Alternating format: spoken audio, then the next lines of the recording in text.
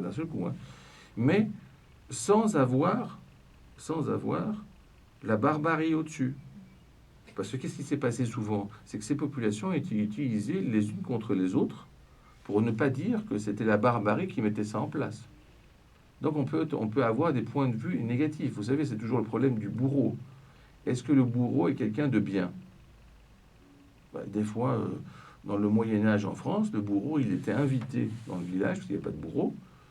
Et c'est de là que date cette tradition de ne pas mettre le pain à l'envers. Le pain, quand il était mis à l'envers, c'était pour le bourreau. Bon, donc personne n'est touché.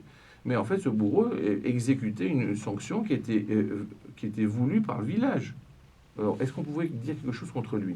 C'est ça, c'est un problème. Il faut faire une distinction entre celui qui décide sur le plan stratégique et l'exécutant.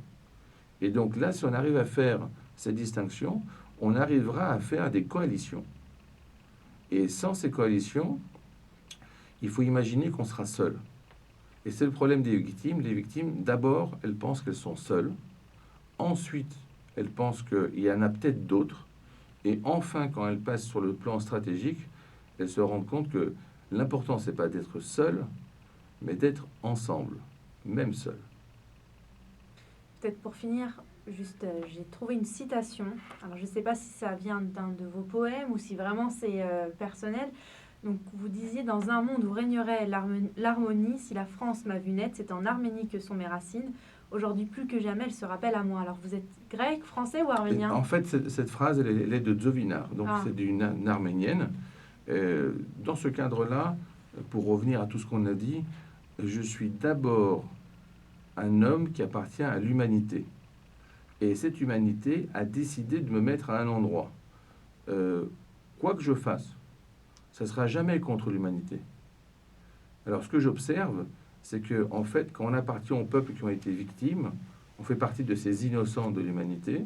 Mais ce qui est important, c'est de faire tous nos efforts pour devenir des justes.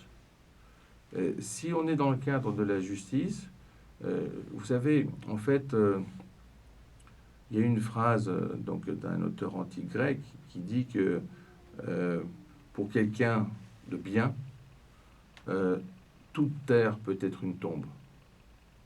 Vous voyez? Ce n'est pas la peine de mourir à un endroit spécifique.